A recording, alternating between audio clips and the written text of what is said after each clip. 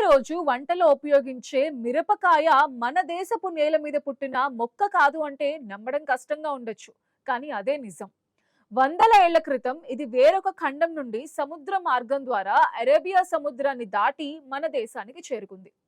అప్పట్లో వంటకాలలో రుచుల కోసం మన దేశంలో కేవలం నల్ల మిరియాలను మాత్రమే వాడేవారు. కానీ మిరియాలు అత్యంత ఖరీదైనవి కావటంతో సామాన్యులకు అవి అందుబాటులో ఉండేవి కాదు. 15వ శతాబ్దం చివరిలో వాస్కోడిగామా భారతదేశానికి సముద్ర మార్గాన్ని కనుగొన్న తర్వాత పోర్చుగీస్ వర్తకులు తమతో పాటు మెక్సికో ప్రాంతానికి చెందిన మిరప విత్తనాలను తీసుకువచ్చారు. మొదట గోవాలో నాటిన ఈ మొక్క అక్కడి నుంచి తక్కువ కాలంలోనే దేశమంతటా వ్యాపించింది. దీనిని చిలీ అని పిలుస్తారు. కానీ ఆ పేరు మెక్సికోలోని స్థానిక నహువాటల్ భాష నుండి పుట్టింది. నల్ల మిరియాలకు ప్రత్యామ్నాయంగా తక్కువ ధరకు దొరికే ఘాటైన పదార్థంగా ఇది స్థిరపడిపోయింది. ఒకప్పుడు కేవలం సంపన్నులకే పరిమితమైన కారపు రుచి మిరపరాకతో సామాన్యుడి వంటింట్లోకి కూడా ప్రవేశించింది. దీనివల్ల వంటకాల్లో రుచి శైలి పూర్తిగా మారిపోయింది.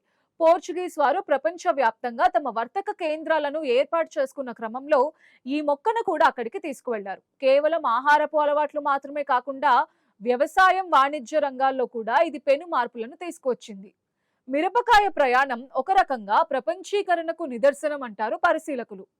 ఒక ప్రాంతపు పంట మరొక ప్రాంతానికి వెళ్లి అక్కడి స్థానిక వంటకాల్లో అంతర్భాగం కావటం అనేది ఒక విలక్షణమైన ప్రక్రియ. ఇది చాలా అరుదుగా జరుగుతుంది. మిరపకాయ వచ్చిన కొత్తల్లో చాలా ప్రాంతాల్లో దీనిని కేవలం అలంకరణ మొక్కగా చూశారు. కానీ కాలక్రమేణా దాని ఘాటును గుర్తించి ప్రతి వంటకంలోనూ తప్పనిసరి పదార్థంగా మార్చుకున్నారు. మిరపకాయ భారతీయ వంటకాలలో అద్భుతమైన మార్పుకి, చరిత్రకు వేదికైంది. విదేశీ యాత్రికులు, వ్యాపారుల రాకతోనే ఈ మార్పు సంభవించింది. ఇది గ్లోబల్ ట్రేడ్ చరిత్రలో ఒక కీలక ఘట్టంగా నమోదైంది. మిరపకాయ రాకతో ప్రపంచ దేశాల మధ్య వాణిజ్య సంబంధాలు బలపడ్డాయి. నల్ల మిరియాల కోసం అగ్రరాజ్యాలు చేసిన ప్రయత్నాలు, సముద్ర మార్గాలపై ఆధిపత్యం కోసం జరిగిన పోరాటాలు అప్పట్లో చరిత్రని మలుపు తిప్పాయి. మిరపకాయ అందుబాటులోకి వచ్చిన తర్వాత సుగంధ ద్రవ్యాల మార్కెట్లో పెను మార్పులు చోటు చేసుకున్నాయి. వలస రాజ్యాల ఏర్పాటులో భాగంగా పోర్చుగీస్, బ్రిటిష్, డచ్ వర్తకులు సుగంధ ద్రవ్యాల కోసం పోటీ పడడం వల్ల అనేక ప్రాంతాల్లో ఘర్షణలు తలెత్తాయి. మిరపకాయ వాణిజ్యం అనేది అప్పట్లో ఒక శక్తివంతమైన ఆర్థిక వనరుగా మారింది. దీనివల్ల లాభాలు ఎక్కువగా ఉండటంతో వర్తక సంస్థలు వీటి ఉత్పత్తిని పెంచడానికి ప్రయత్నించాయి. ఫలితంగా ఏషియా, అమెరికా ఖండాల మధ్య ఒక వస్తు మార్పిడి వ్యవస్థ ఏర్పడింది. మిరపకాయలను తక్కువ ధరకి కొని లాభాలకు అమ్మే వ్యాపార ధోరణి ఆయా ప్రాంతాల మధ్య ఆర్థిక వ్యత్యాసాలను పెంచింది. వలస పాలనలో భాగంగా అనేక ప్రాంతాల్లో మిరప సాగును పెద్ద ఎత్తున ప్రోత్సహించారు. ఇది స్థానిక పంటల సాగుపై ప్రభావం చూపించింది. పండించిన పంటను ఎగుమతి చేయడం ద్వారా అప్పట్లో భారీ ఆదాయం సమకూరేది. ప్రపంచంలోని వివిధ ప్రాంతాల్లో ఉన్న వాతావరణ పరిస్థితులకు అనుగుణంగా మిరప రకాలు కూడా అభివృద్ధి చెందాయి. ఘాటు తక్కువగా ఉండే రకాల నుండి అత్యంత ఘాటైన రకాల వరకు సాగు విస్తరించింది. ఈ వాణిజ్య విస్తరణలో భాగంగానే ప్రపంచవ్యాప్తంగా ఆహారపు అలవాట్లలో సారూప్యత వచ్చింది.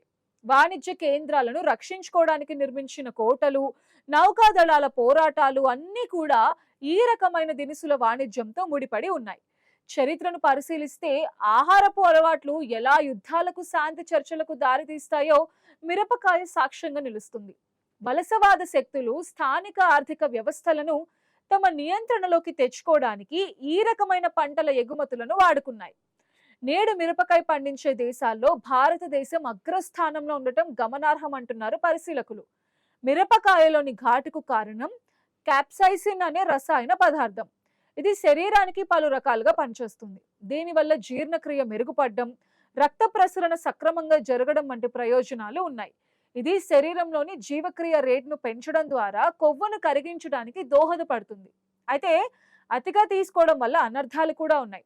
జీర్ణకోశంలో మంట, అసిడిటీ, గ్యాస్ట్రిక్ ప్రాబ్లమ్స్, అల్సర్స్ ఏర్పడడం వంటివి ప్రధానంగా కనిపిస్తాయి. ఘాటు ఎక్కువగా ఉండే ఆహారం తీసుకోవడం వల్ల అన్నవాహికలో మంట పుడుతుంది. దీర్ఘకాలికంగా ఇబ్బందులు పడే వారిలో ఇది తీవ్ర సమస్యలకు దారితీస్తుంది. మిరపకాయలో ఉండే వైటమిన్ సి రోగనిరోధక శక్తిని పెంచుతుంది. కానీ జీర్ణక్రియ బలహీనంగా ఉన్న వారికి ఇది హాని చేస్తుంది. కంటికి తగిలిన లేదా చర్మంపై పడిన తీవ్రమైన మంటను కలిగిస్తుంది. మిరపకాయలను నిల్వ చేసే సమయంలో వచ్చే బూజు వంటివి కూడా ఆరోగ్యానికి ప్రమాదకరం. శుభ్రత పాటించని చోట పండించిన మిరపలో రసాయనాల అవశేషాలు ఉండే అవకాశం ఉంటుంది. వీటిని తీసుకోవడం వల్ల కాలేయం మూత్రపిండాలపై ప్రభావం పడే అవకాశం ఉందని వైద్య పరిశోధనలు చెప్తున్నాయి.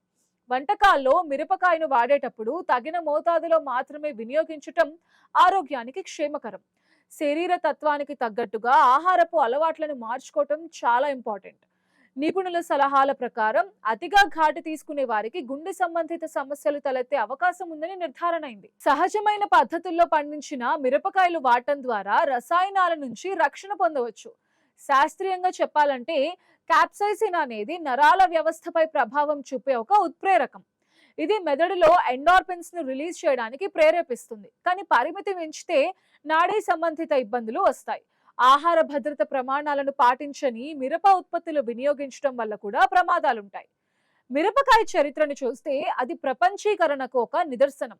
మెక్సికోలో మొదలై పోర్చుగీస్ వర్తకుల ద్వారా భారతదేశానికి చేరుకుని ఇక్కడ సంస్కృతిలో భాగమైన ఈ పంట ప్రపంచవ్యాప్తంగా ప్రాచుర్యం పొందింది. మిరపకాయ లేని భారతీయ వంటకాన్ని ఊహించుకోవటం కష్టం. కానీ ఇది మూల పంట కాదని గుర్తుంచుకోవాలి. సుమారు 500 ఏళ్ల క్రితం జరిగిన ఈ సముద్ర ప్రయాణం చరిత్రను మలుపు తిప్పింది. వాణిజ్య యుద్ధాలు, వలస రాజ్యాల ఏర్పాట్లు, ఆహార అలవాట్ల మార్పులలో మిరపకాయ పాత్ర అద్వితీయం. నేడు ప్రపంచంలో అనేక రకాల మిరపకాయలు అందుబాటులో ఉన్నాయి. అండ్ వాటి ఘాటుని కొలిచే స్కేల్స్ కూడా అభివృద్ధి చెందాయి. ఆర్థిక కోణంలో చూస్తే మిరప సాగు రైతులకు లాభదాయకమైన పంటగా ఉంది. ఎగుమతుల ద్వారా అనేక దేశాలు భారీగా ఆదాయాన్ని గడిస్తున్నాయి. కానీ దీనిని తీసుకునే విషయంలో ప్రజలు అప్రమత్తంగా ఉంటారు. ఆరోగ్య సమస్యలు లేని వారికే పరిమితమైన మిరప ఘాటు మంచిది.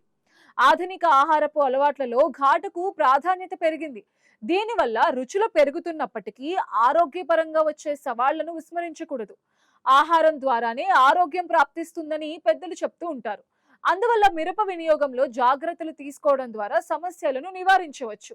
ఏది ఏమైనా మిరపకాయ కథ ప్రపంచం ఎలా కలిసిపోయిందో, రుచులు ఎలా ఒక దేశం నుండి మరొక దేశానికి విస్తరించాయో చెప్తుంది. ఒక చిన్న విత్తనం ప్రపంచ మార్కెట్ను శాసించడం అనేది చరిత్రలో ఒక అరుదైన ఘటన. ఈ ప్రయాణం ఇక్కడితో ఆగిపోదు. నిరంతరం మారుతున్న ఆహార శైలిలో మిరపకాయ పాత్ర ఇంకా కొనసాగుతుంది. వంటకాల్లోని ఘాటు వెనుక ఉన్న చరిత్రను అర్థం చేసుకోవడం ద్వారా ఆ పదార్థం యొక్క విలువను గుర్తించవచ్చు. వలసల ద్వారా ఆహార సంస్కృతి ఎలా ప్రభావితం అవుతుందో మిరప నిరూపిస్తోంది. మిరపకాయ ఏ ఏ దేశాలలో వ్యాపించిందో ఆయా దేశాలలో యుద్ధాలు పెరుగుతూ వచ్చాయని చెప్తూ ఉంటారు. కానీ అదంతా అబద్ధమని అంటారు విశ్లేషకులు.